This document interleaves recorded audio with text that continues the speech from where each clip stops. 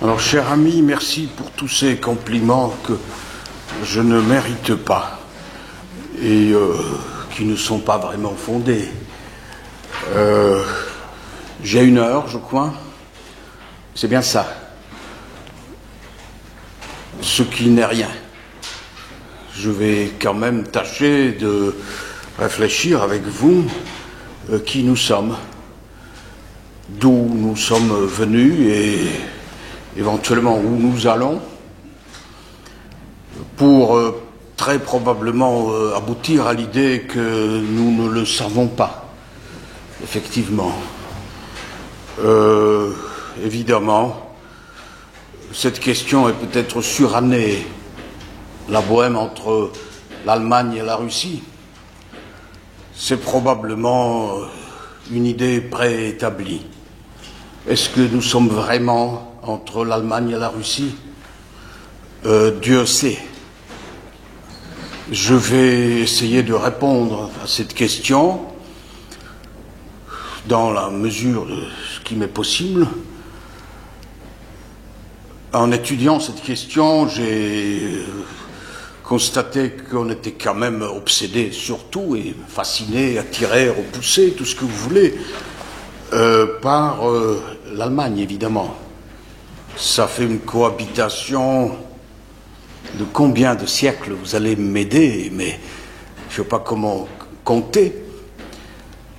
Alors que nos relations avec la culture russe, avec tout ce qui est la tradition russe, peut-être que vous serez surpris, mais ont été moindres, souvent quasiment inexistantes.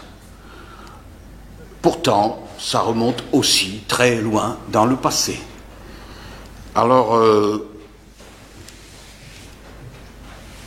où nous sommes très près, surtout.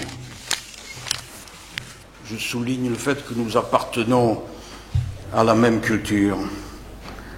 Ça vous surprend peut-être, mais ce bassin qui est celui de Bohême se trouve tout près d'ici, en réalité, géographiquement, culturellement, historiquement.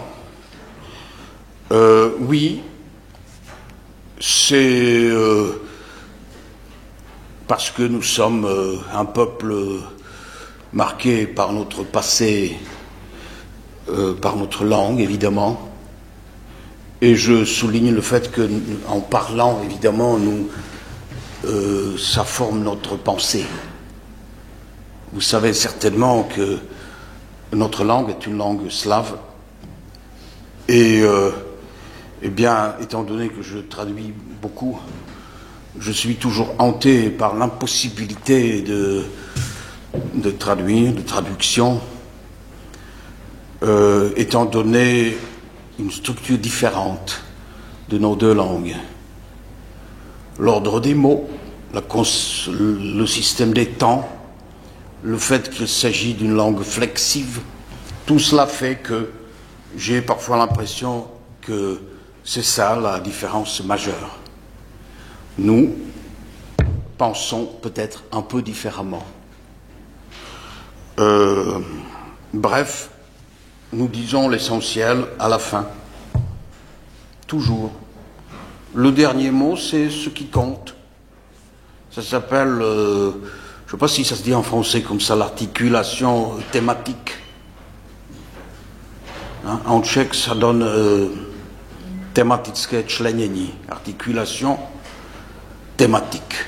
Le thème, c'est ce qui arrive à la fin. Alors, effectivement, nous ne pensons pas de la même façon.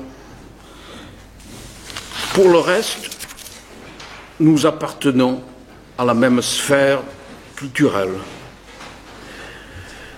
Dans le précis de la géographie universelle, je sais que M. Marès a présenté une conférence à Prague sur la question de l'Europe centrale. Eh bien, je parle de l'édition de Malte-Brun de 1820 et quelques. Eh bien, nous sommes dans la description de l'Allemagne, tout court. Comme ça, l'Allemagne, eh bien, un des chapitres de l'Allemagne, c'est la Bohème. L'auteur utilise systématiquement, toujours, des noms allemands pour les villages, pour les villes, Karlsbad, Teplitz, Moldau, et ainsi de suite. Eh bien, cette idée est probablement, cette constatation est une constatation de départ. Il est vrai aussi que la première chronique, dite la chronique de Cosmas, et qui remonte au XIIe siècle, nous situe également au milieu de la Germanie. Au milieu de la Germanie. Dans les écrits du jésuite Balbine, là nous sommes au XVIIe, nous sommes également situés dans l'Allemagne. Et ainsi de suite. Donc, nous ne sommes pas pour autant moins slaves, évidemment. Alors, curieux, donc une sorte d'absence de contact avec la culture russe pendant 1000 ans, pendant très longtemps, j'exagère à peine, et pourtant, sans contact pratiquement, très peu, nous avons gardé une langue similaire. Comment c'est possible? Ça vous paraît comme une banalité, mais moi, je suis fasciné par cette constatation. Alors, j'ai une heure, donc, vous voyez, ma contribution, mon intervention se divise en réalité en deux parties. La première, c'est effectivement notre voisinage avec l'Allemagne. J'ai dit voisinage, mais vous avez constaté tout à l'heure qu'on se trouvait carrément au milieu de l'Allemagne, comme une enclave. C'est assez étonnant. Alors, je vais m'asseoir avec votre permission.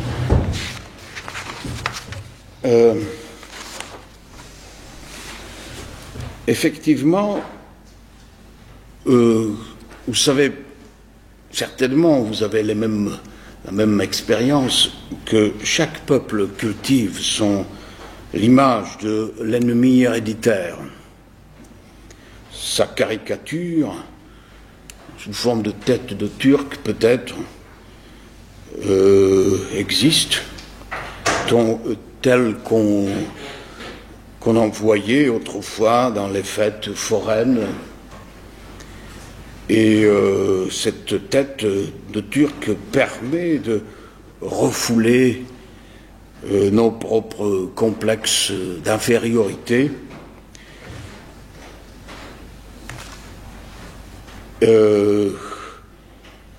en giflant l'autre, évidemment. On lui renvoie nos obsessions, nos défauts inavoués, nos faiblesses et nos crimes.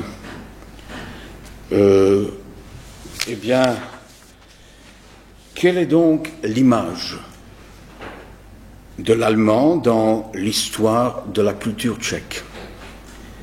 Puisque nous sommes tellement près, cette image caricature traverse notre histoire. Nous sommes tous pétris par cette idée, où on peut même aller plus loin, nous sommes tous à moitié allemands.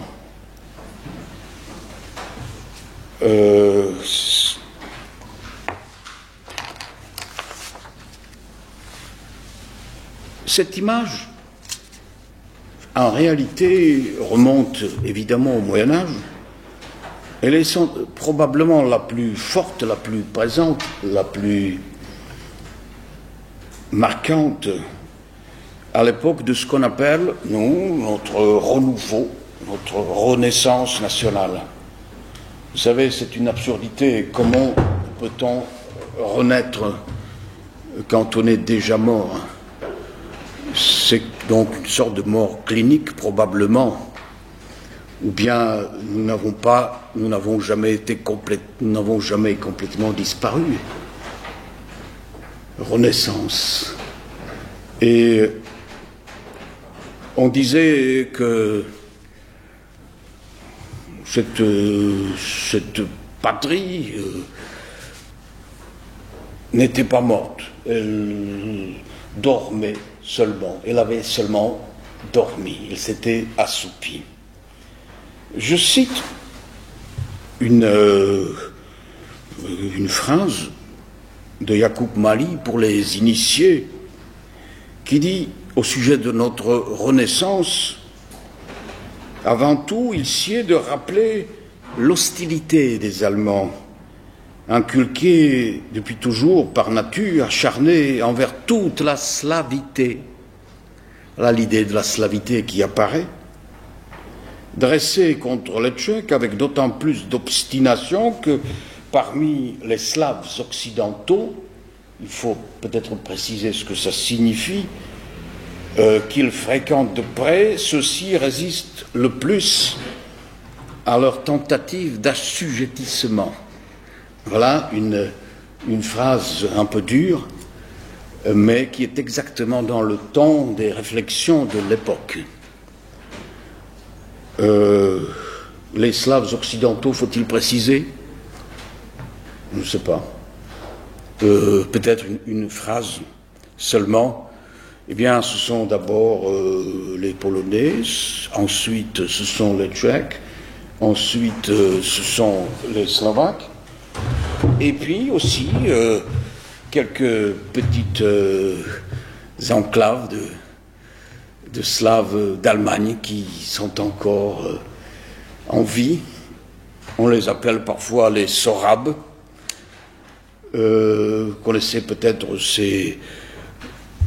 toutes ces régions du côté allemand où il y a encore cette minorité en voie de disparaître actuellement, qui nous parle cette langue, la langue sorabe, que le dimanche à la messe.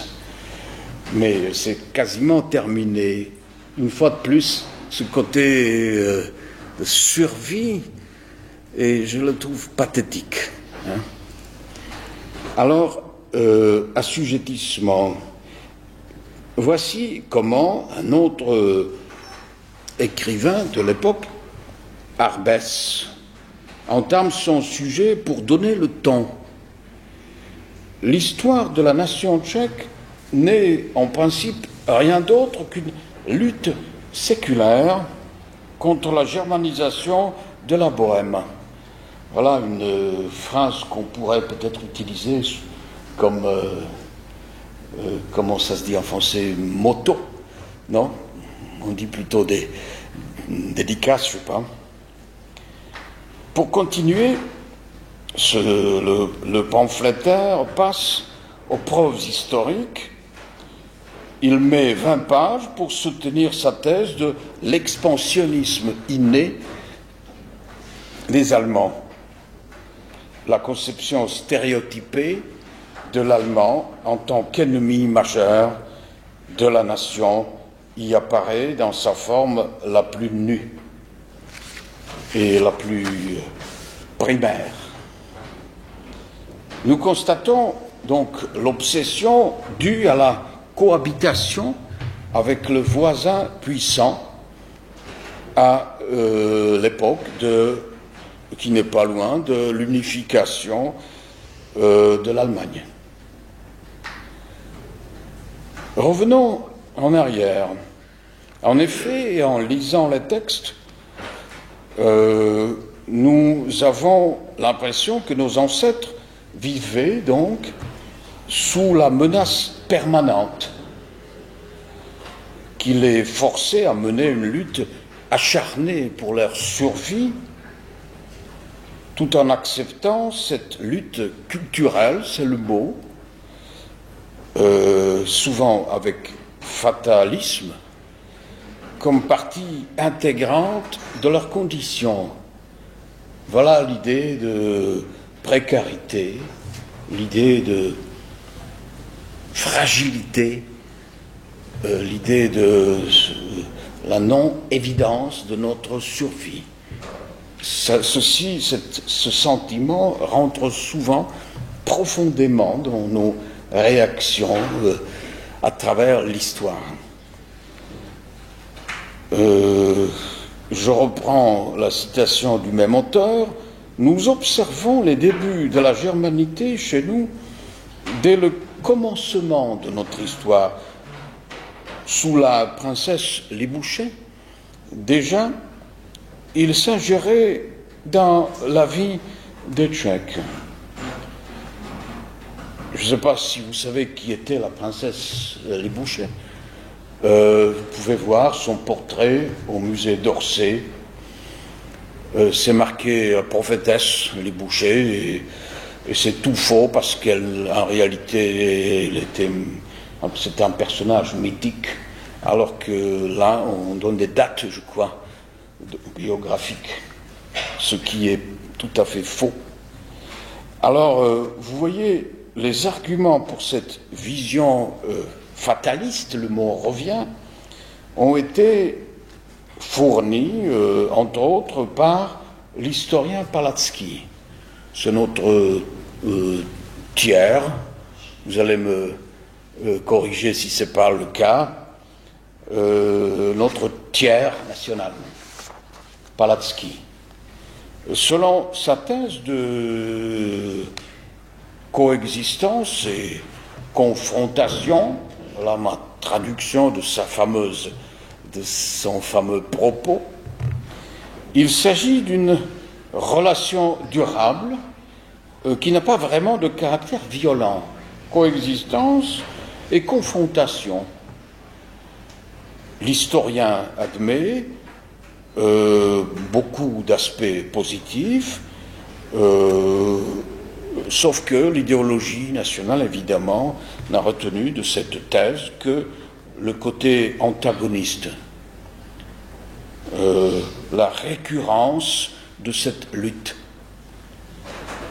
Je cite, « Les intrus s'imposent ici. Depuis les temps les plus reculés, les combats incessants avec l'élément étranger se sont installés chez nous avec une fatalité éternelle. »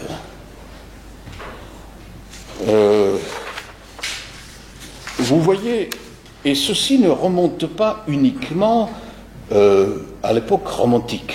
Vous pourriez me dire, voilà, c'est parce que c'est romantique, c'est parce que ces mythes souvent ont été partagés, c'est parce que les Allemands les connaissent aussi souvent, et ainsi de suite. Eh bien, non, curieusement, il y a une sorte de proto-nationalisme, mais qui remonte au temps les plus éloignés. Cosmas, l'auteur de cette chronique déjà citée, dans sa Chronica Bohemorum du XIIe, vocifère dans sa xénophobie, que j'appelle primaire, contre l'investiture sur la chaire de l'évêché de Prague d'un saxon étranger, voilà, qui arriva de Saxe, fesses nues, voilà, c'est ce qu'on dit déjà. Voilà, c'est une sorte de refus assez étonnant.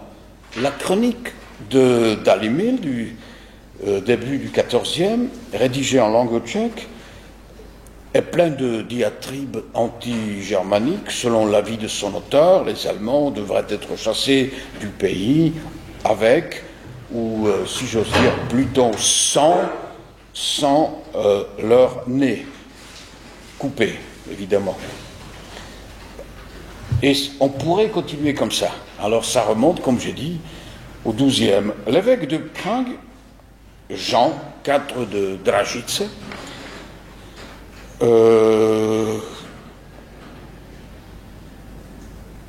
prétend et demande même que les moines, dans sa ville natale, soient obligatoirement de langue slave. Ce n'est pas tout à fait pour la première fois, mais l'idée de la slavité était présente. Hein, ça c'est sûr. Ensuite, à l'époque hussite, il faudrait expliquer qui était Jean Hus, mais contemporain de Jeanne d'Arc. Il paraît que Jeanne d'Arc avait écrit une lettre à l'armée hussite pour les décourager de leur hérésie. Elle dit croyance perverse. Curieusement, Jean Hus et Jeanne d'Arc ont tous les deux terminé leur vie sur un bûcher. Eh bien, de nombreux manifestes hussites sont rédigés ouvertement contre les Allemands. Voilà ce mouvement ayant un caractère à la fois religieux, mais aussi social et aussi national. Et nous sommes au XVe siècle. On pourrait continuer comme ça. Au début du XVIIe, en 1615, les États généraux de Bohême, j'adopte cette traduction pour la meilleure compréhension, adoptent le premier décret concernant la relation mutuelle des deux langues, selon lequel la langue tchèque devient la seule langue administrative. Nous sommes donc, vous comprenez, à 3 ans de l'éclatement de la guerre de 30 ans. De la même période, donc au moment du début de la guerre, provient le traité de Stransky, rédigé en latin, qui porte ce titre baroque, récrimination contre les Tchèques indifférents qui laissent s'imposer dans les églises de Bohême les langues étrangères. C'est le titre. Et vous voyez, j'ai déjà cité Balbine, le jésuite. Au tout début du processus de renouveau, au cours de la deuxième moitié du XVIIIe siècle, ce climat hostile fut nourri en Bohême parmi les couches populaires, notamment à l'époque des guerres interminables menées par Marie-Thérèse. Hein, vous êtes probablement au courant de cette histoire. La France a pris part, évidemment, comme vous le savez, à ces choses. Ensuite, l'historien Pelzel, qui appartient à cette première génération des éveilleurs, comme on dit, éveilleurs, ça me fait toujours penser au réveil, mais c'est pas ça, s'inquiète du sort des Tchèques, menacés du sort des Slaves de Prusse. Vous savez probablement qu'il y a en Allemagne des lieux-dits qui jusqu'à nos jours portent des noms d'origine slave, en commençant par Berlin et ainsi de suite. Il y en a beaucoup, partout. Et donc, sauf que ces Slaves de Prusse, on appelle plutôt les Slaves d'Elbe, hein, des fleuves, eh bien, n'existent plus. Eh bien, c'est alors qu'apparaît un nouveau mythe, évidemment,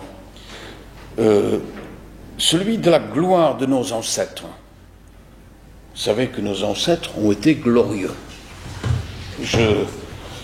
J'ai quelques doutes à ce sujet, mais en tout cas, vous voyez, l'idée existe. Et à cet effet, on imagine surtout l'époque des guerres hussites. C'est-à-dire ces guerres qui ont éclaté après que Jean Hus a été immolé,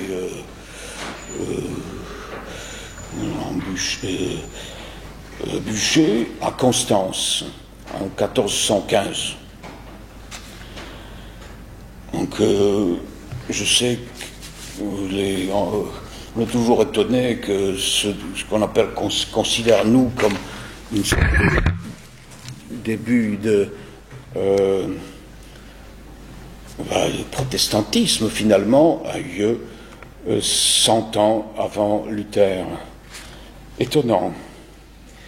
Alors, le hussitisme représente effectivement un terrain idéal pour cultiver ce stéréotype négatif, le renouveau ignoré, l'aspect où faisait semblant d'ignorer l'aspect religieux du mouvement hussite, à part exception, pour se concentrer plutôt, évidemment, vous comprenez bien, sur son aspect national et social. Vous imaginez que mais désormais nous allons parler de la révolution hussite, et ces idées sont rappelées évidemment au moment de la Révolution française. C'est surtout le chef de l'armée hussite, Žižka, cité dans beaucoup de textes, entre autres par Voltaire, qui est glorifié pour cette fois-ci au détriment de Jean Hus, par le héros glorieux, qui savait disperser les vents, les Allemands, comme le vent disperse le blé, etc., etc. Eh bien, du côté allemand, pour réagir à ces provocations, à ces affronts, on remarque la thèse selon laquelle les Tchèques doivent leur culture, avant tout, à la mission civilisatrice de leurs voisins. En partie, c'est vrai. Ces prétendus missionnaires qui, par conséquent, mériteraient une situation privilégiée. Ces arguments provoquent évidemment des états d'âme irrités. C'est quand, demande-t-il, que nous avons reçu ce bienfait culturel? Voilà la question posée par Jakub Malý, déjà cité.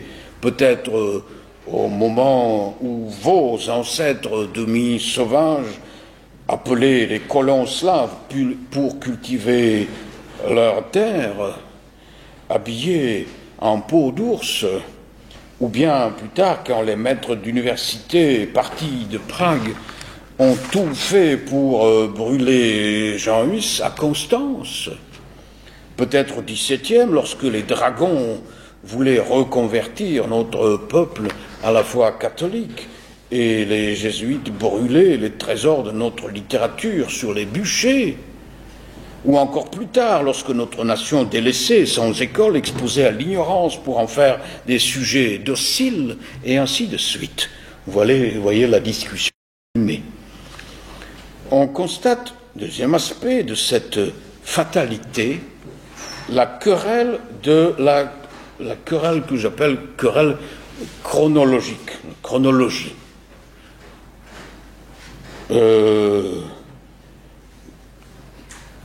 Les aspirations tchèques sont présentées comme une preuve des penchants subversifs par les Allemands, d'une nation hérétique et rebelle, donc les Hussites,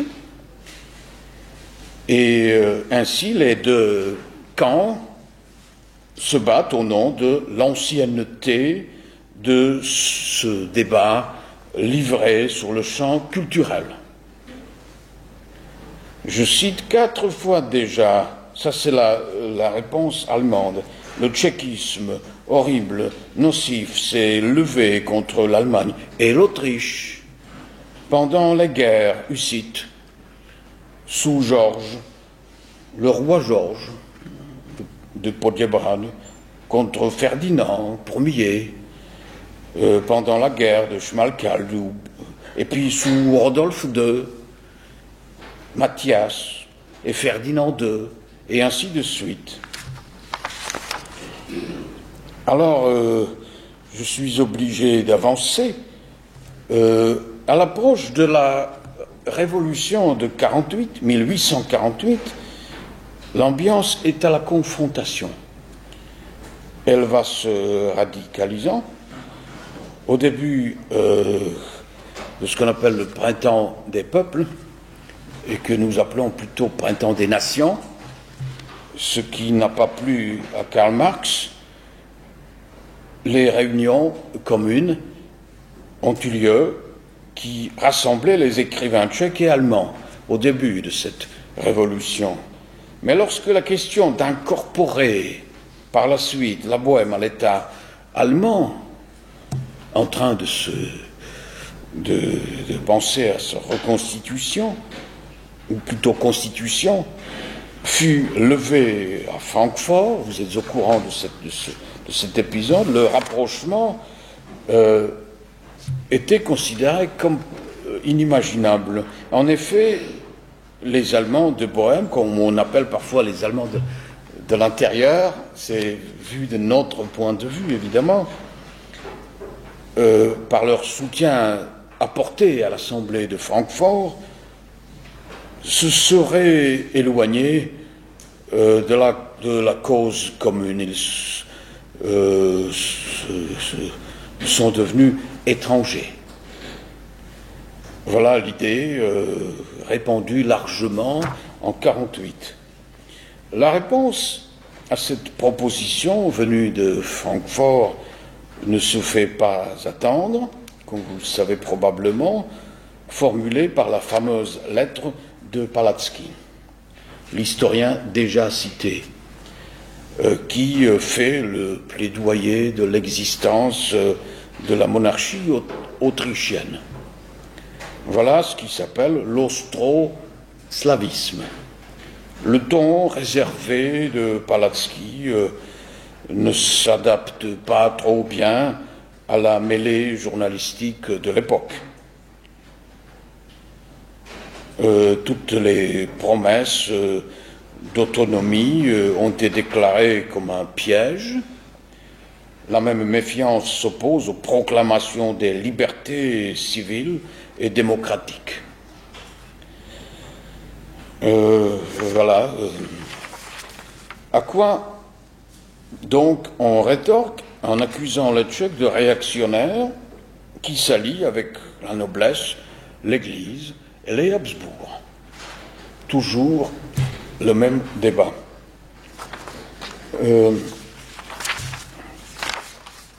Ainsi, l'image stéréotypée est créée de façon non pas définitive, mais quasi durable. Rien que les querelles nationales aient été menées avec intensité au cours de la deuxième moitié du XIXe, l'argumentation des deux côtés reste invariable.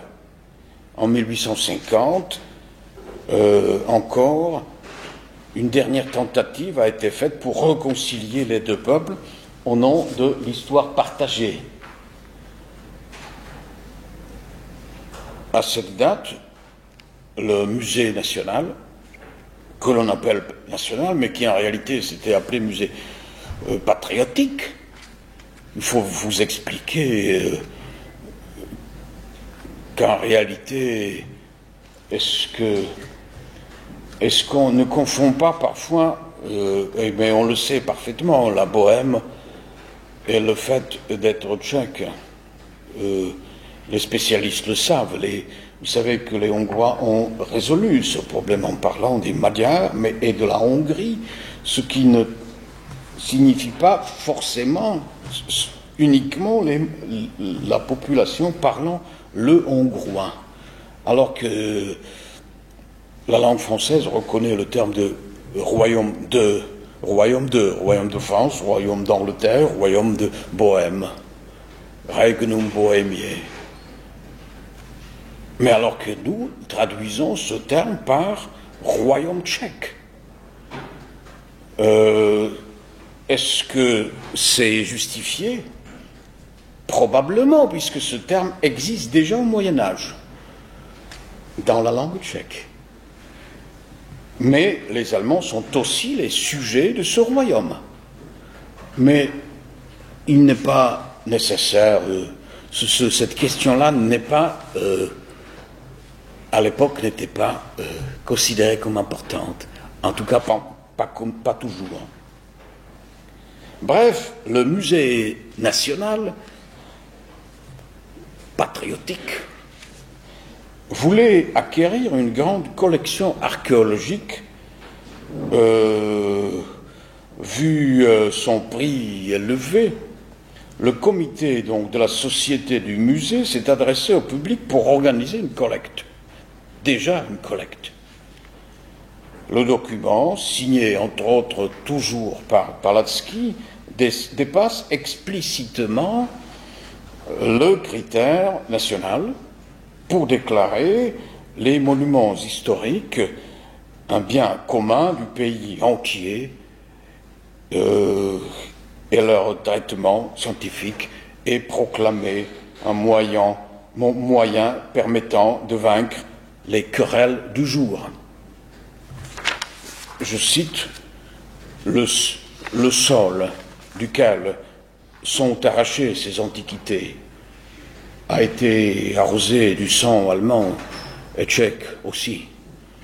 Dans cette collection sont gardés les monuments funéraires des Celtes, des Germains et des Slaves, qui, touchés par la lumière de la science, arrivent presque à la résurrection. L'esprit de la paix souffle sur ces reliques et la science qui les examine, fondant sur leur base ses propres réflexions, deviendra au cours du temps un foyer dans lequel le malentendu national périra et les pensées dédoublées deviendront amies et une par la magie puissante de la science et de l'humanité. C'est plus ou moins l'avis de Palacký, d'ailleurs. En général, je veux dire. Vous voyez, j'avance beaucoup. Je suis obligé de raccourcir. Donc, dans l'entre-deux-guerres, on revient, entre autres, à cette question. Le philosophe Radl essaie en vain de s'y opposer dans son livre intitulé La guerre des Tchèques et des Allemands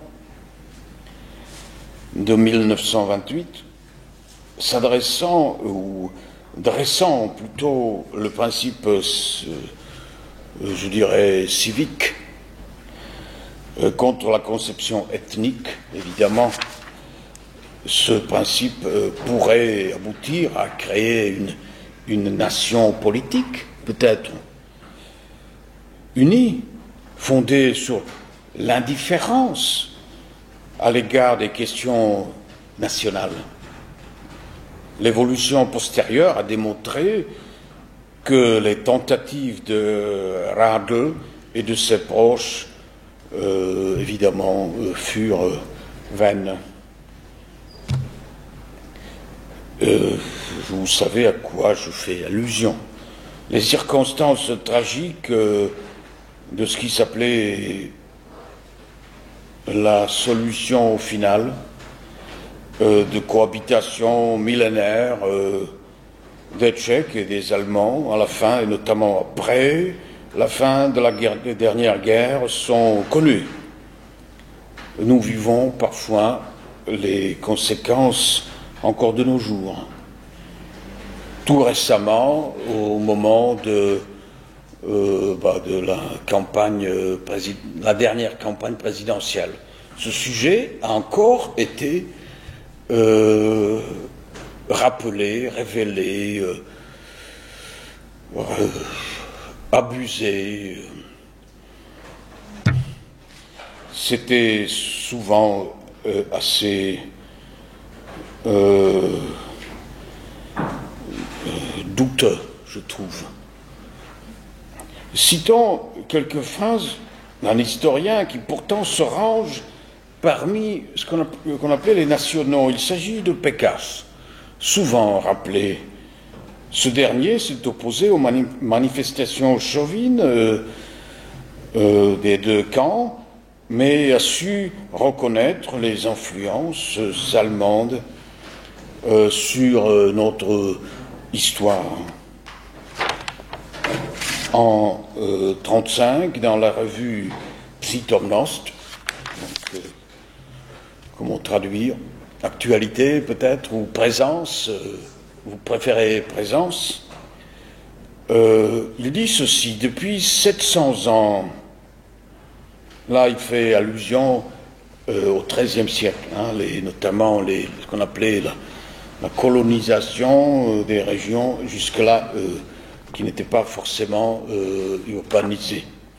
La minorité allemande cohabite avec nous dans ce pays et nous nous sommes soudés territorialement, économiquement et même spirituellement, que notre séparation est impensable. Ouais, sur ce point, il s'est trompé. La vie dans un état commun nous expose aux besoins et problèmes toujours nouveaux. Notre communication est une nécessité.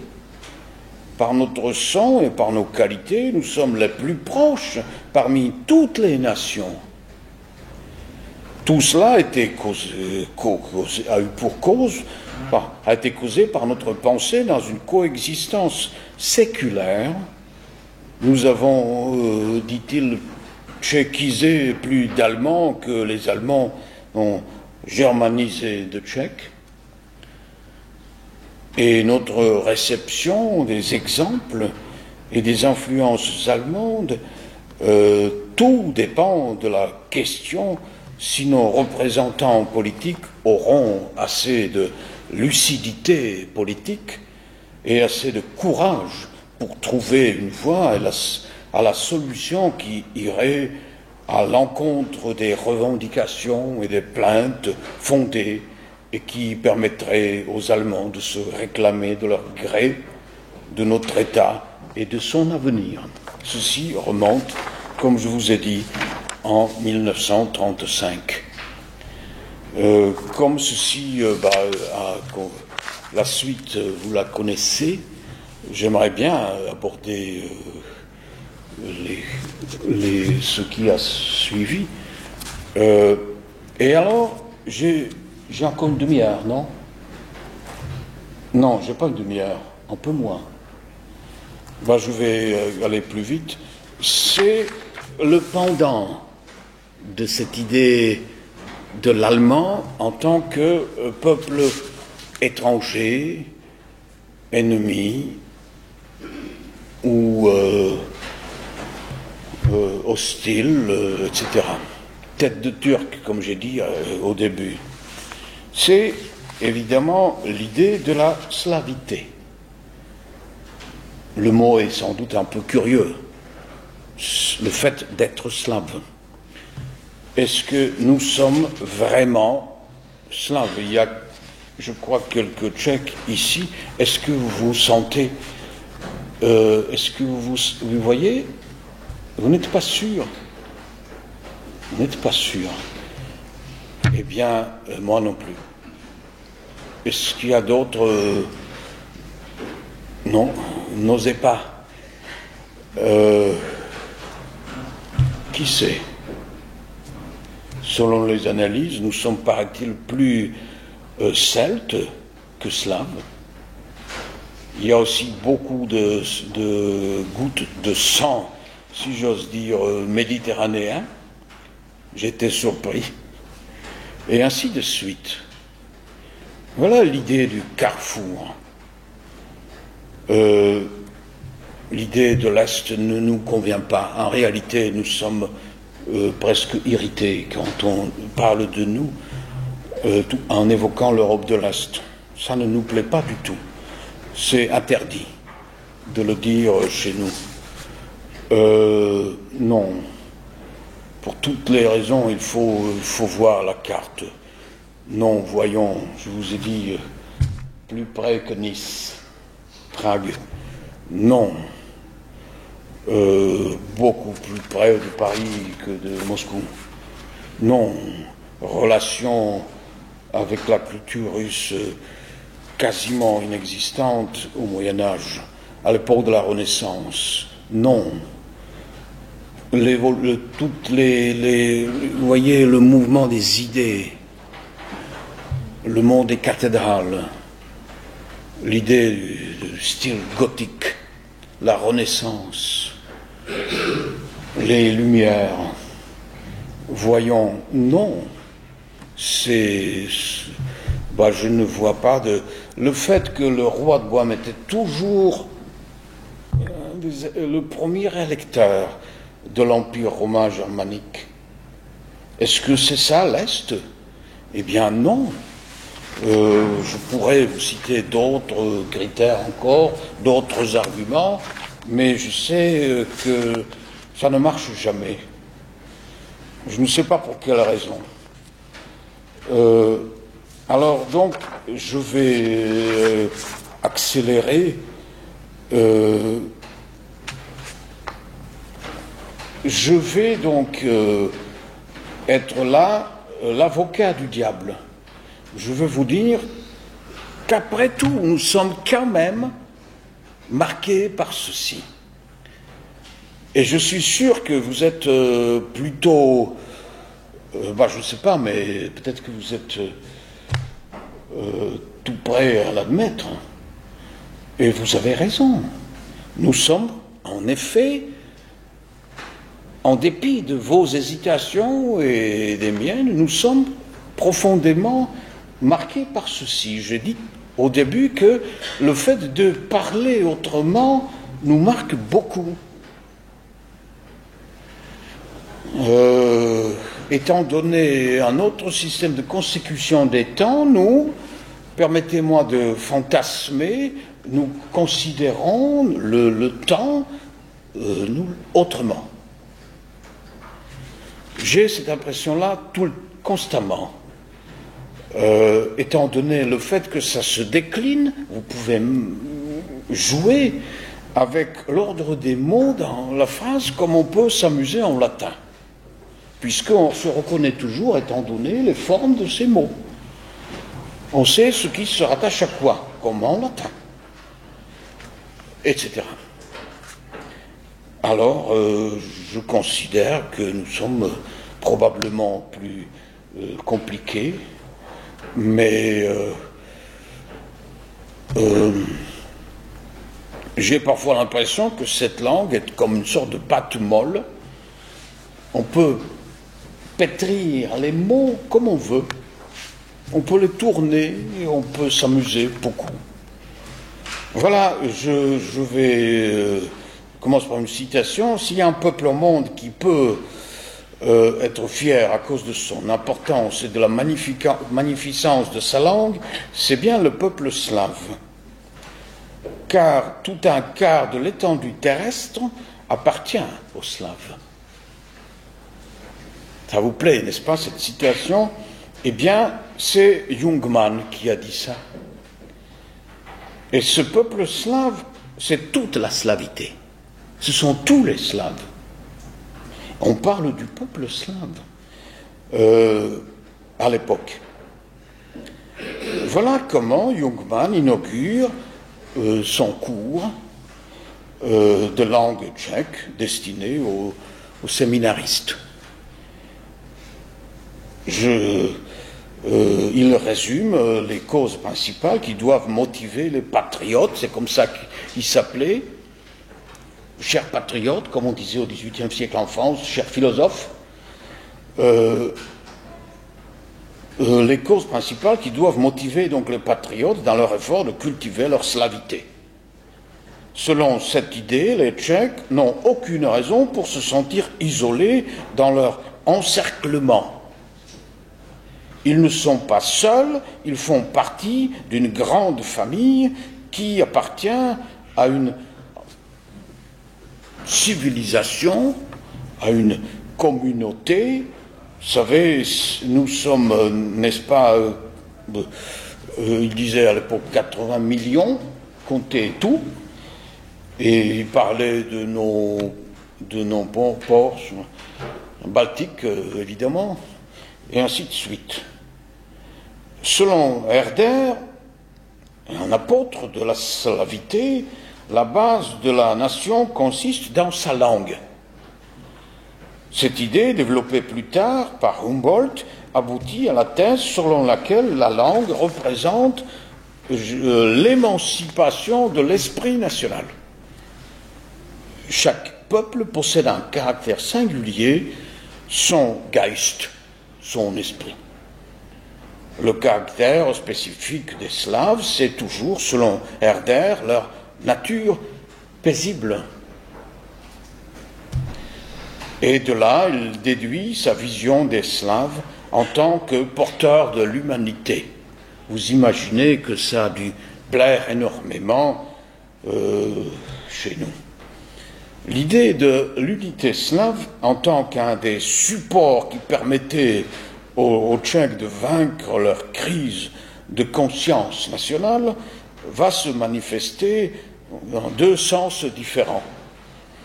Le premier, beaucoup plus réaliste, prend en considération le fait que ce qu'on appelle les pays tchèques, il faudra dire plutôt les pays de la couronne de Bohême, héréditaires, c'est le terme utilisé, sont inclus dans le cadre de la monarchie des Habsbourg et plus tard, d'abord dans la monarchie du Saint-Empire romain germanique et plus tard dans l'Empire autrichien. En effet, les peuples slaves constituent un élément important, je dirais, vous le savez, même le plus important en nombre de l'Empire. Et parmi ces Slaves, les Tchèques étaient les plus nombreux. Alors vous imaginez les ambitions. Et la conception de leur unité nationale pourrait préparer le terrain pour leur unité politique et par conséquent pour leur position privilégiée. Parmi les premiers idéologues de la slavité, citons évidemment le père de la slavistique, Dobrovský, qui lui aussi est un rêveur, un peu sceptique, mais aussi un peu fantaisiste vers la fin de ses jours. Son discours, prononcé en 1791, où il s'adresse à l'empereur Léopold, à l'occasion de son sacre roi de Bohême, le discours est intitulé « De la fidélité constante que la nation slave d'Autriche manifestait dans tous les temps. » Tous les temps. Voilà ce qu'on appelle l'austroslavisme. Dobrovský continue ainsi: si nous les Tchèques, en tant qu'une branche de cette nation largement étendue, nous considérons que notre gloire consiste dans le fait que nous avons, avec d'autres peuples slaves, maintenu la maison impériale allemande, c'est comme ça qu'elle s'exprime. On parle du Saint-Empire romain germanique, nous pouvons, par la force unifiée de toutes les autres nations, défendre la souveraineté autrichienne contre les attaques ennemies. Vous imaginez de quelles attaques il parlait. Dąbrowski estime que les Tchèques méritent que la dynastie et l'État soutiennent leurs intérêts nationaux. Concrètement, il demande la connaissance de la langue, évidemment, par tous les magistrats et tous les États de Bohême. La deuxième solution, la deuxième voie possible de l'idée de la slavité, cette fois-ci, est représentée par les visions plus ou moins vagues de l'unité slave. C'est ce qu'on appelle le panslavisme. Cette conception suppose l'identité du caractère, du destin dans le passé et dans l'avenir. Dans la pratique, cependant, comme on verra, cette unité aurait signifié la soumission des nations slaves aux intérêts politiques de la Russie. La russophilie tchèque s'inspirait du fait que l'Empire russe, au tournant, à l'époque, a été en réalité le seul État indépendant slave. Et puis, d'autant plus que les Tchèques n'avaient jamais de conflit, à la différence de la Pologne, avec la Russie. Donc, tout cela étant renforcé par les passages des armées russes à l'époque napoléonienne. Les patriotes, je reprends le terme, sont ravis et constatent souvent leur étonnement que les soldats de l'armée de Souvorov, représentant d'un empire slave puissant, eh bien, parlent une langue qu'on comprenait un peu. Ils sont aussi attirés, évidemment, par leur allure exotique. Là, on le constate aussi chez Chateaubriand, lorsqu'il voit les Russes à Paris. Immédiatement, Chateaubriand, entre autres, il est souvent double, je trouve.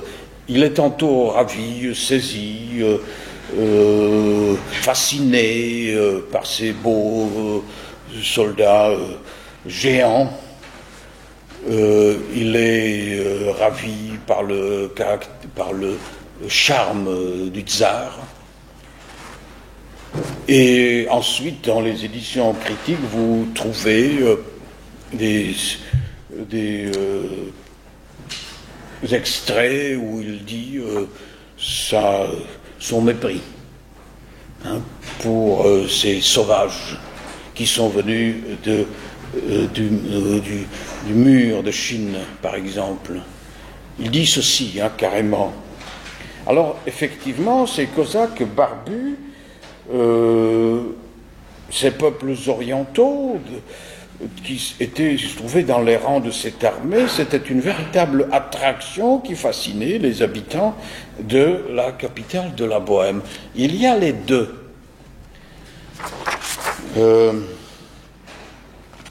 Alors, ça provoque une agitation générale. Les Slaves, je cite, de tous les côtés se trouvent dans une agitation totale. Si Dieu le veut, ils poursuivront ainsi. On se libérera des pinces allemandes, c'est sûr, avait-on écrit à l'époque, en 1812, quand Napoléon est entré en Russie. Bien sûr, la défaite française a été interprétée comme le triomphe du courage Vous imaginez, lorsque l'armée russe, en 1813, entre à nouveau sur le territoire de la Bohême, plusieurs officiers sont logés chez Jungmann. Ils ont appris aux patriotes slavisants l'alphabet cyrillique, utilisé par la suite dans sa correspondance privée, comme on sait, pour éviter la censure, disait-on, mais à mon avis, ça me paraît naïf. Je ne sais pas. Qui sait. Plus tard, vous savez, ce régime était quand même un régime policier, et Jungmann était quelqu'un de très prudent. Il dit, par exemple, il le savait, il dit qu'il avait deux personnes chargées de sa surveillance. Un jour, un de ses espions, ses agents secrets, lui dit « Monsieur le professeur, qu'est-ce que vous pensez des Habsbourg ?»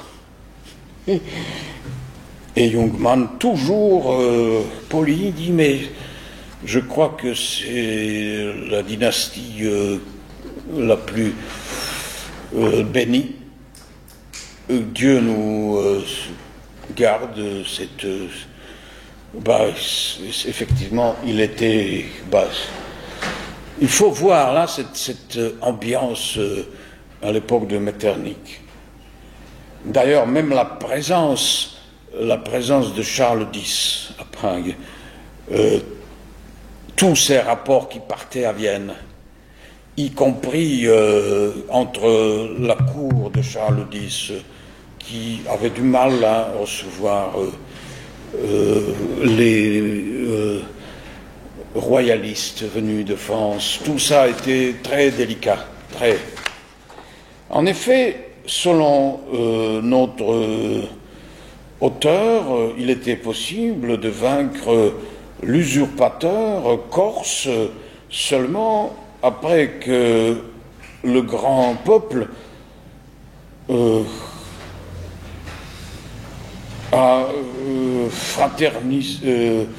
avec nous a fraternisé, car aux nations opprimées, la Russie a tendu la main, alors à nouveau, pris de colère et de détermination, le lion tchèque s'est jeté sur le Gaulois.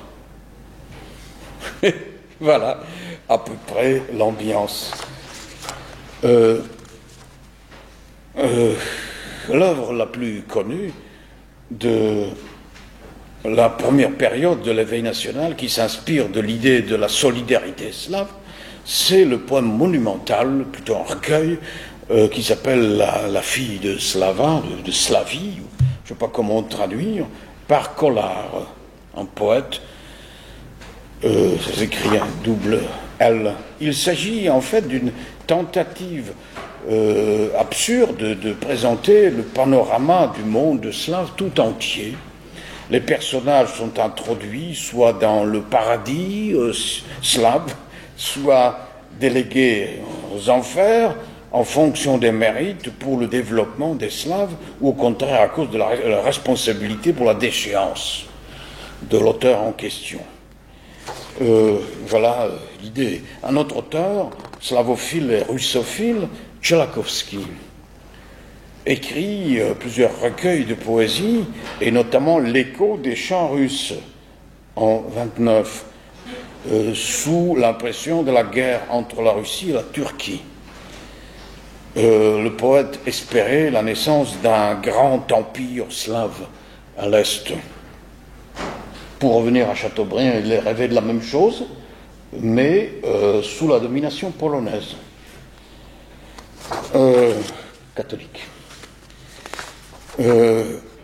Un autre, Chafazik, dans son œuvre, son texte s'appelle Antiquité slave, de 1937, et ethnographie slave, matière considérable,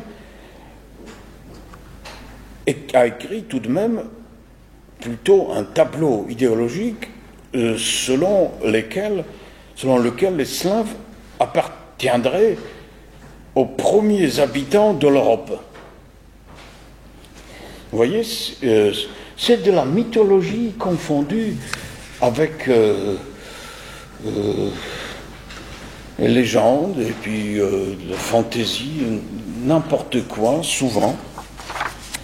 Je voudrais bien vous citer quelques passages de ce texte pour rire, mais non, c'est trop pénible.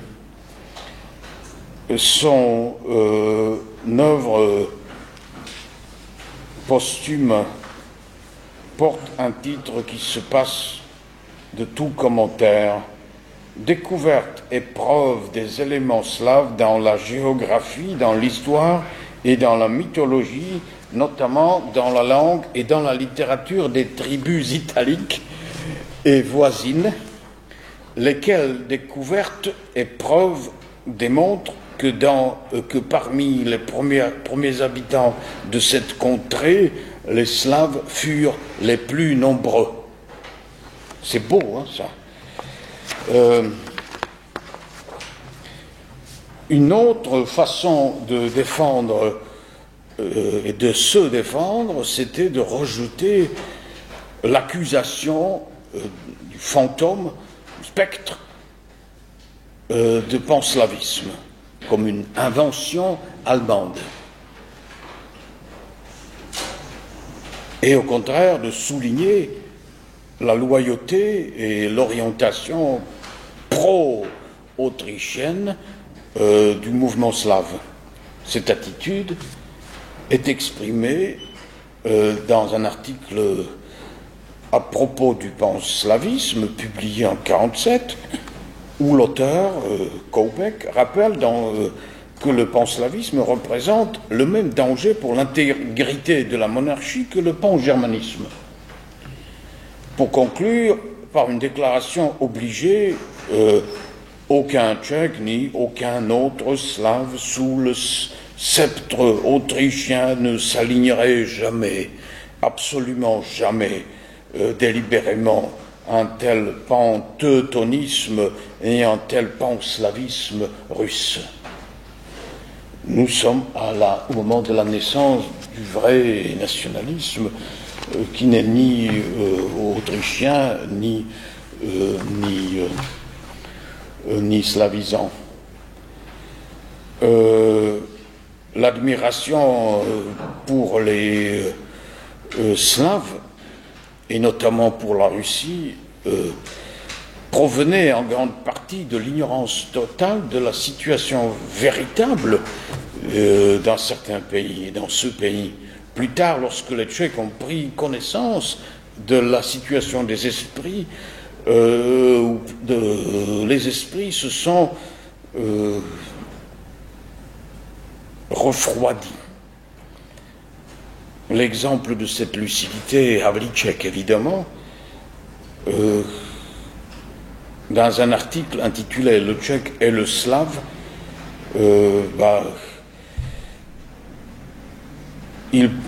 après son voyage à Moscou et son séjour, évidemment, a mis fin à ses illusions et l'idée du panslavisme a été rejetée par lui comme chimérique. Il a compris le conflit polono-russe, mais on a bien vu la politique polonaise vis-à-vis des Ukrainiens. Pour conclure fièrement, bref, je vais dire avec fierté, je suis un Tchèque, mais jamais je suis un Slave. Voyez, ça n'a pas vraiment duré longtemps.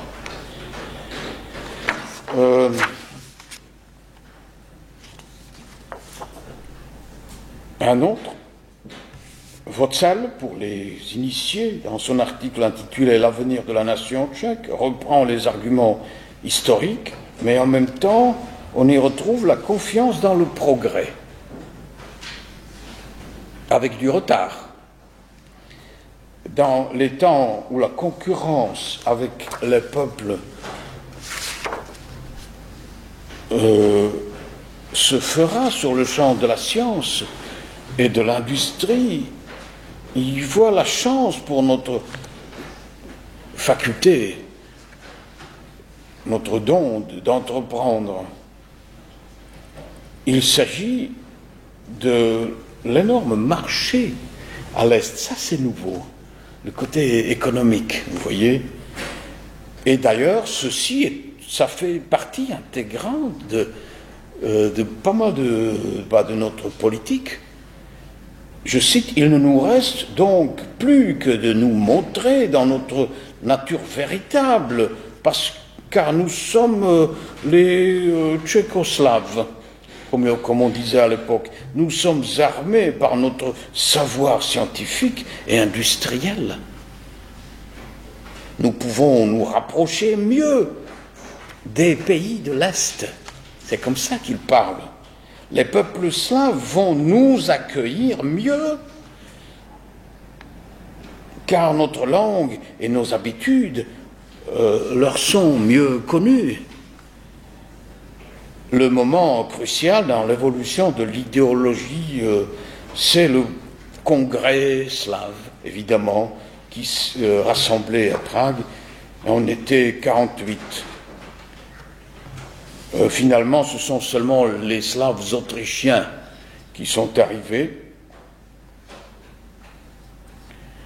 Et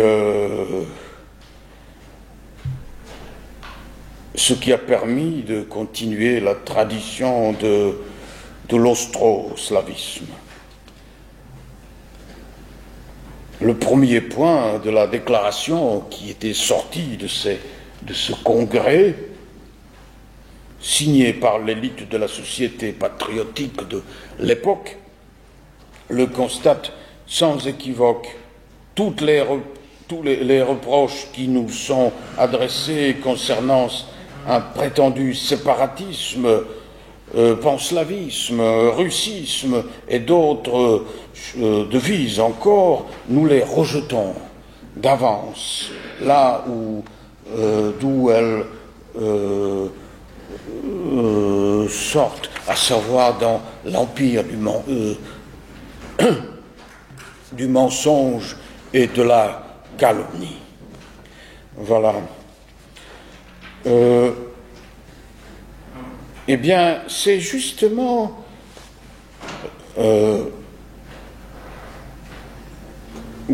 ce célèbre revue de participer au Parlement allemand que je voudrais peut-être conclure. À la différence de la plupart de ses amis, Palatsky a su percevoir les aspirations universalistes de la cour tsariste, qui se cachait derrière les proclamations slaves, et fidèle à sa pensée libérale, il considérait chaque pouvoir universaliste comme, je cite, un malheur, indiciblement dangereux, sans mesure et sans borne. C'est justement la crainte d'une naissance d'un tel empire russe qui inspire ses propos. C'est toujours de la lettre de la réponse à Francfort que je parle, au sujet de la nécessité de créer l'Autriche. Imaginez l'empire autrichien divisé en une quantité de républiques plus ou moins petites. Quelle belle base pour une monarchie russe universelle. Est-ce qu'il n'a pas été prophétique? En effet, c'est rare qu'une prophétie politologique se remplisse avec une telle exactitude. C'est exactement ce qui s'est passé. Eh bien, la voix sceptique de l'historien n'a pas pu troubler l'enthousiasme immense qui s'est emparé au cours de cette année révolutionnaire de 1848 de la plupart des habitants de Prague et effectivement qui a tracé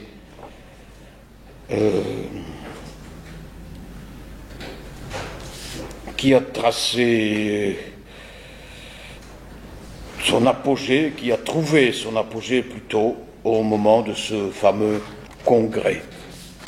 Alors, ma conclusion qui se trouve au début.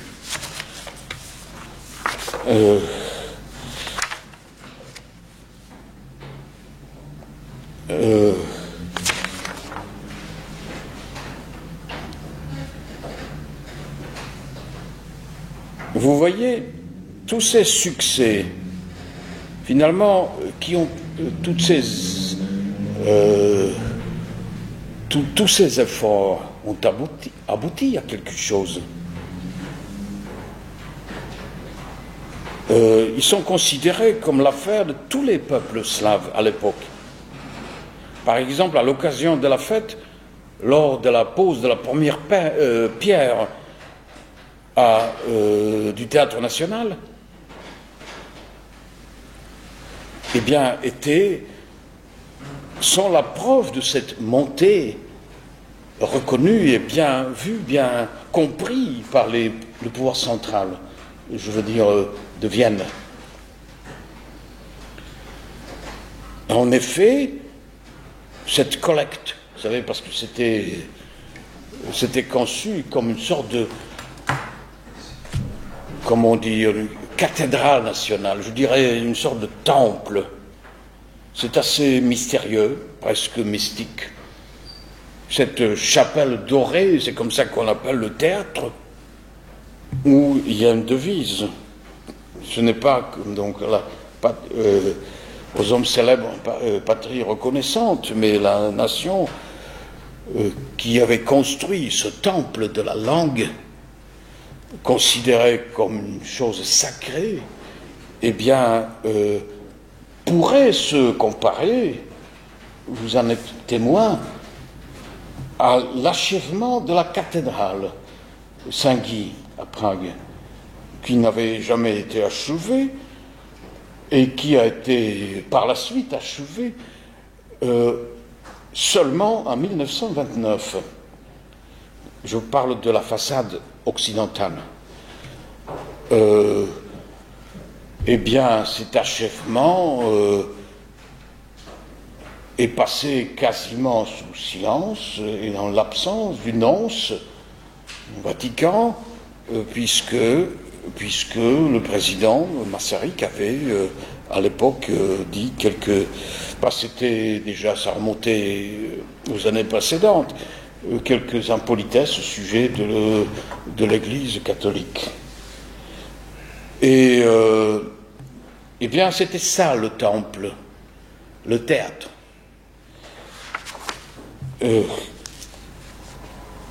Donc, est-ce que finalement, nous n'avons pas sous-estimé ce côté, cet aspect slave?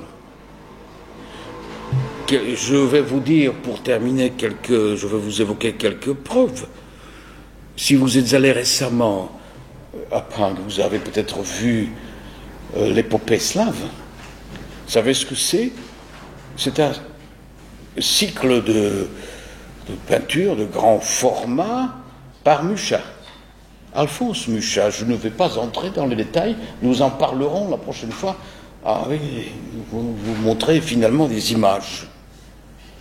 L'épopée slave, créée entre 1911 et 1928. Mucha voulait peindre les moments importants de l'histoire tchèque, en se servant de cette idée considérée comme parfaitement surannée, anachronique à l'époque. Vous imaginez la réaction de l'avant-garde, vous imaginez la réaction des surréalistes, ça faisait rire tout le monde. Déjà en 1895, le manifeste de la modernité, dite modernité tchèque, on disait, eh bien, nous aimons, un peu à l'image de l'avant-garde naissante, qui s'annonçait à l'horizon, nous aimons la modernité, nous aimons les choses qui vont vers l'avenir, etc., etc.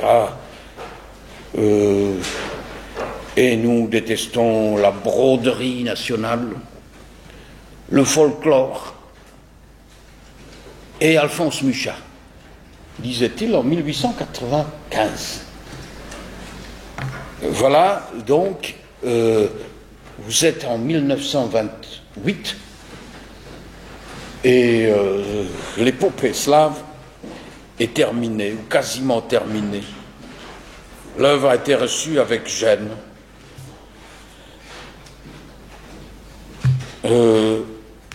C'est fantasque et fantastique. Je n'ai pas le temps d'aborder la Première République. C'est peut-être votre tour. L'idéologie slave végétée, peut-être, vous allez me contredire, en marge de la vie tchèque, celle-ci rattachée fermement à l'Occident dans sa francophilie et autres philies, et francophonie aussi, pour ne pas dire cacophonie. Nous avons tardé à reconnaître l'Union soviétique, nous avons été parmi les derniers. Voilà.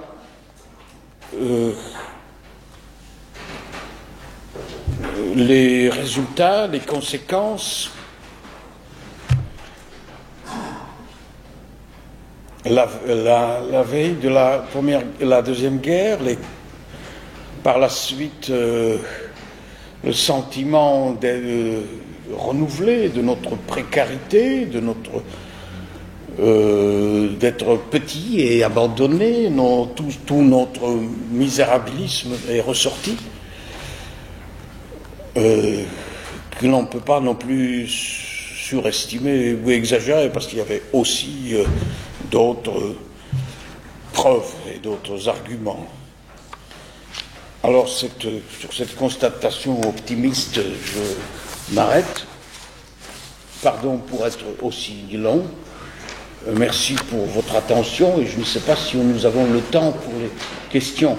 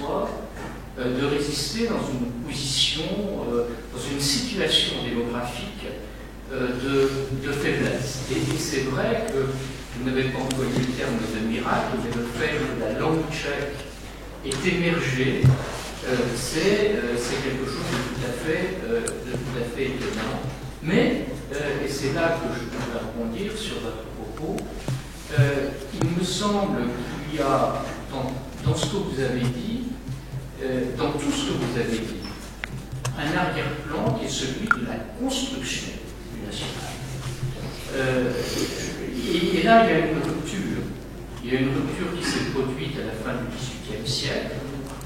Les identités étaient essentiellement religieuses jusque-là, et où le national est en quelque sorte un substitut du religieux pour s'identifier.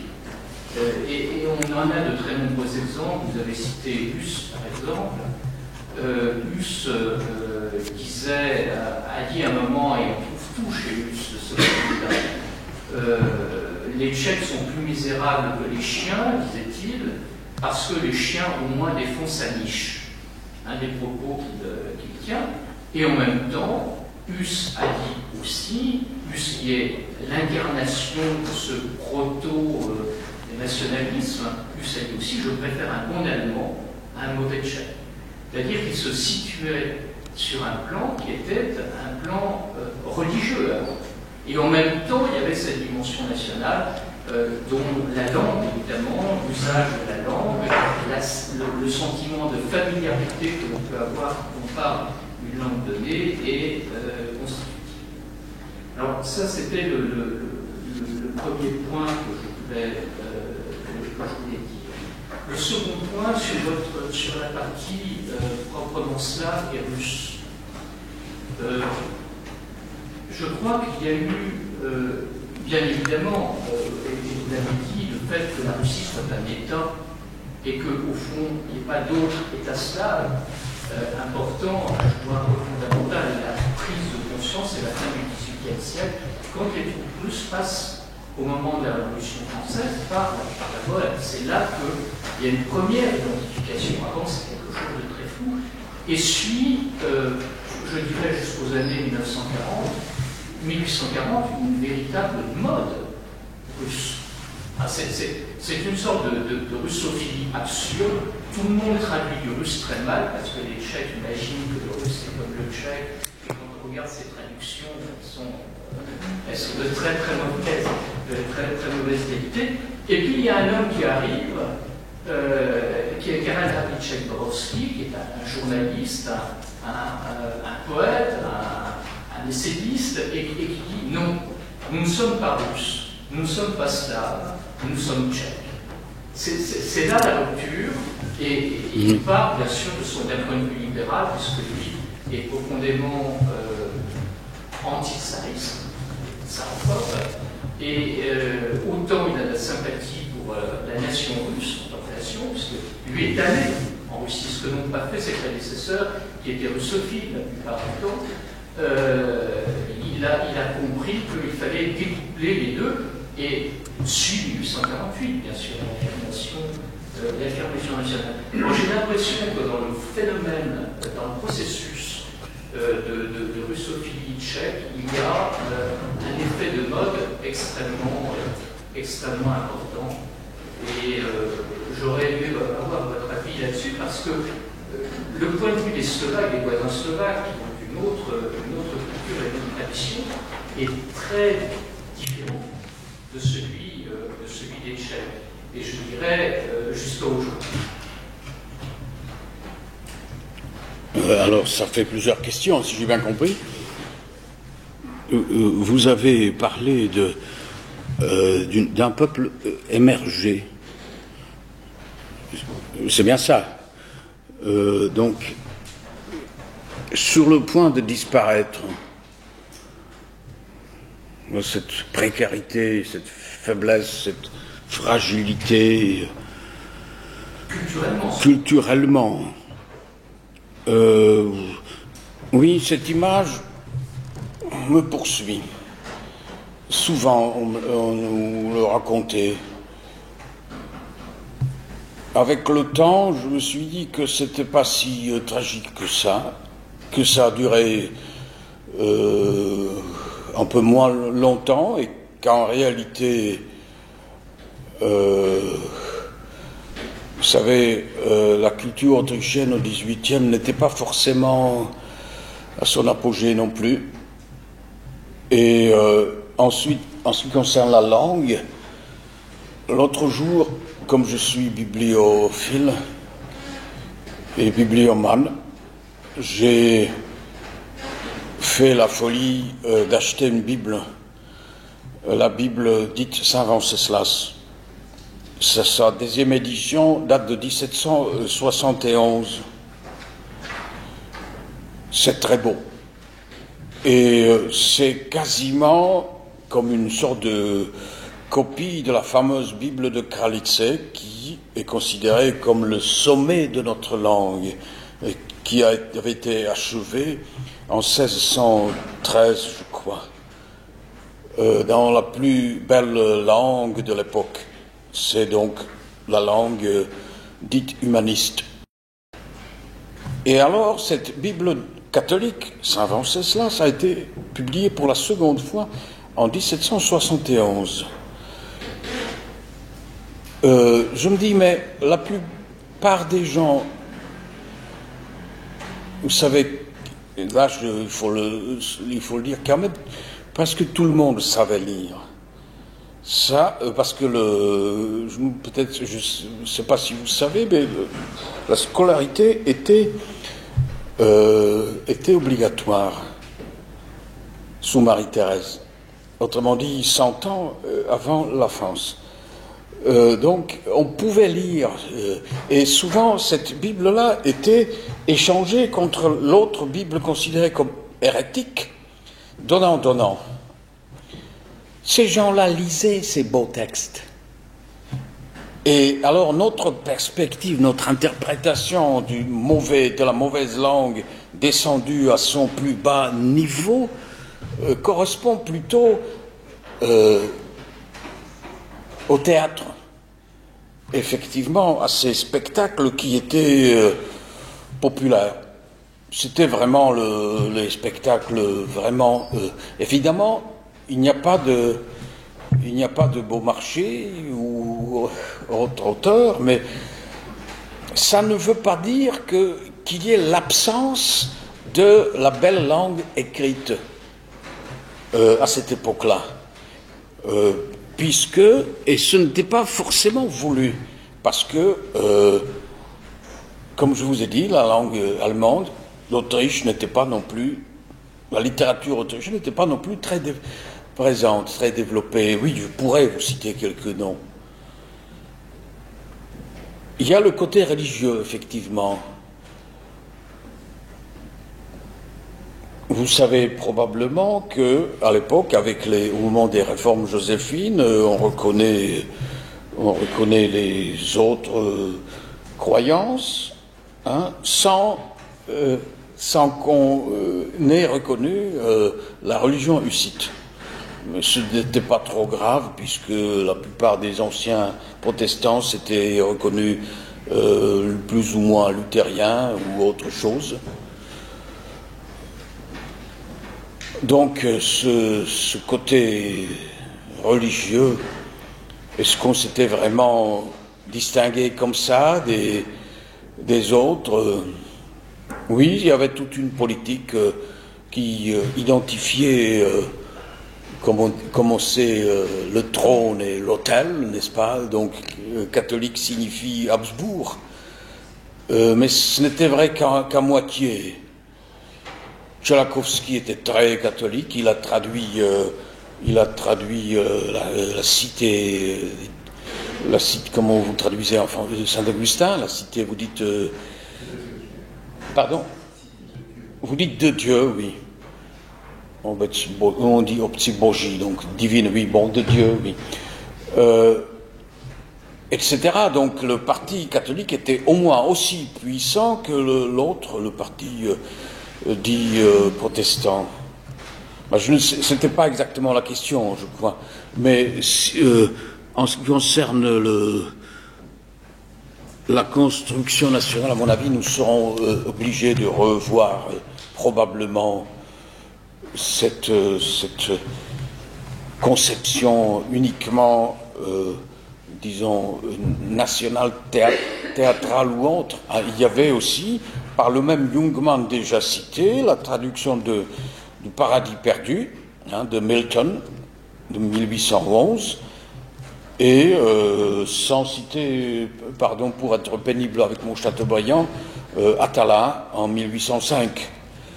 C'est un texte très difficile, d'autant plus que vous vous rendez compte, nous sommes en plus un peuple qui ne possède pas la mer. Nous ne savons pas ce que c'est. Nous sommes entourés partout autour par les forêts. Donc, la mer nous échappe. Et ensuite, quelle était l'autre question? C'était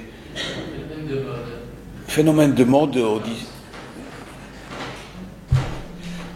Il faut dire que à l'époque romantique, c'était tout autant, sinon plus, la langue polonaise. Notre pointe le plus connu est tout à fait lisible en français, les traductions existent. Et à mon avis, le plus grand de tous les temps, je ne sais pas d'où ça vient, ce miracle. Je parle de Macha, évidemment, de son poème formidable, qui s'appelle Mai, ça veut dire le mois de mai. Eh bien, mai, au début de son poème, les textes en langue polonaise. C'était plutôt vers la Pologne peut-être. Et ensuite, au moment de la révolution, de l'insurrection plutôt de Varsovie, on était déchirés. Ça c'est sûr. Oui, donc mode russe, oui et non. On croyait que comment peut-on se battre comme ça entre Slaves? On ne comprenait pas. Alors c'est probablement plus compliqué. Monde. Oui, dans la mesure où Jungmann écrit en cyrillique pour s'amuser, mais il y avait d'autres noms, et je vous ai parlé de Tchaikovsky, etc. Mais les catholiques étaient plutôt,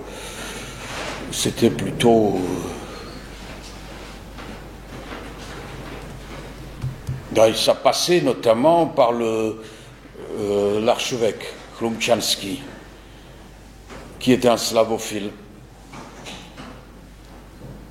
Et c'était aussi à l'époque, il faut le rappeler, de cette fameuse supercherie, de ces fameux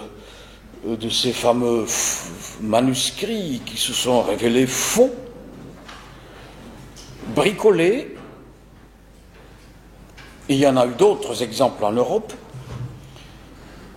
qui avaient glorifié, qui étaient reconnus par quasiment tout le monde, jusqu'en Angleterre, jusqu'en France, comme authentiques. Dąbrowski se doutait de leur authenticité.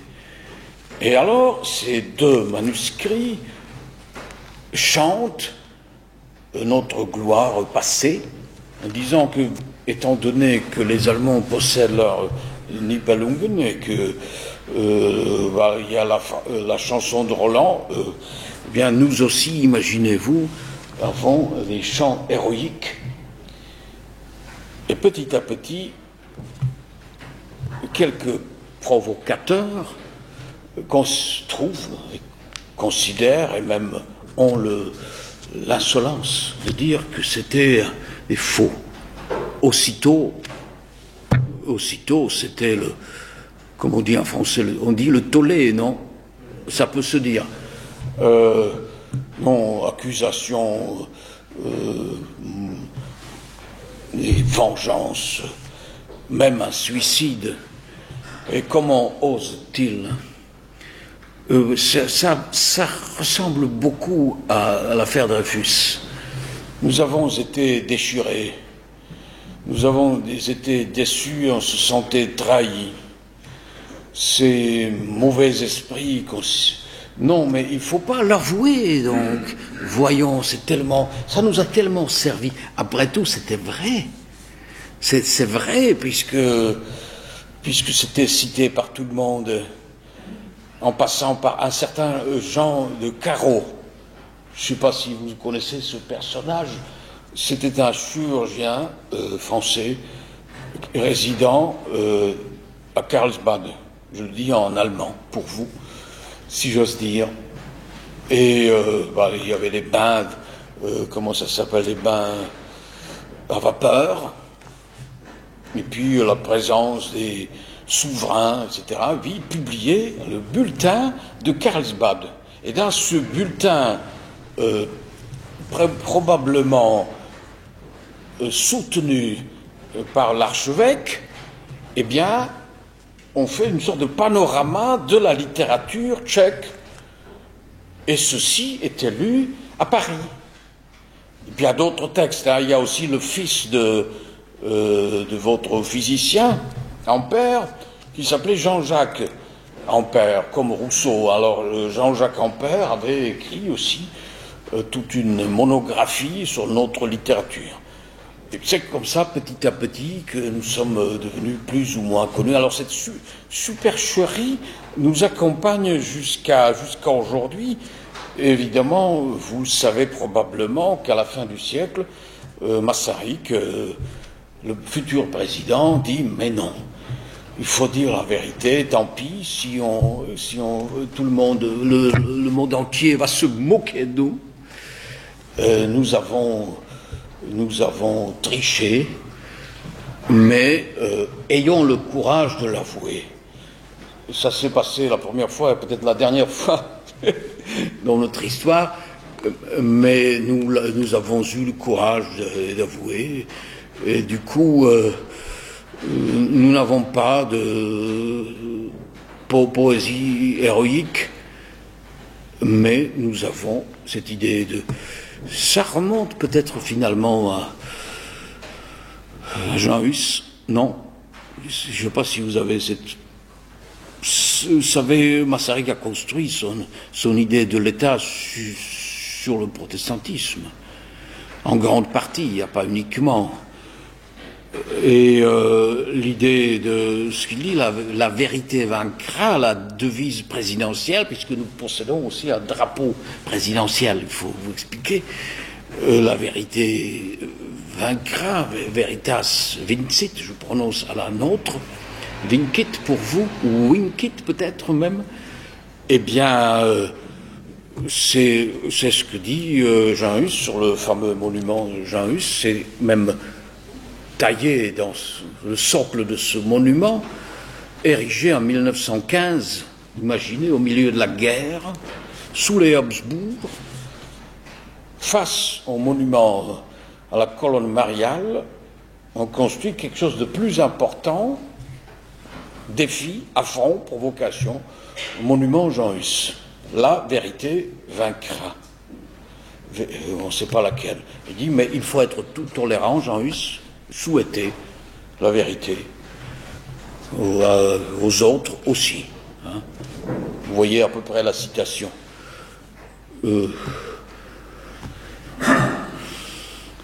Donc, avouons la couleur et la vérité, si possible. Donc, mode oui, russe. Effectivement, il y a eu une sorte de russophilie inconnue dans la plupart des autres pays slaves, à la différence peut-être de la Serbie et de la Bulgarie. Effectivement, nous avons été libérés, en grande partie, si j'ose dire, en mai 1945, par l'armée soviétique, par l'armée rouge. Vous voyez les poètes comme Nesval qui disent « Ils sont enfin arrivés, les soldats des vieilles chroniques, pour nous sauver. » Voilà le sommet de la slavophilie. Et ensuite, ça s'est mal terminé, mais est-ce qu'aujourd'hui nous sommes russophobes? Est-ce que vous êtes russophobe? Vous êtes dans la diplomatie, non? Non, vous n'y êtes donc vous ne pouvez pas. Franchement, je ne me considère pas comme... Vous n'êtes ni slave ni russophobe. Mais vous l'aviez été. Ben oui. Soviétophobe. Oui, oui, probablement, oui, ça c'est sûr, oui. Je regrette que je suis passée par cette période Soviétophobe, oui. Évidemment, ça m'a bloqué. Oui, ça nous a... Parce que vous étiez déjà né. En 68. Ah bon.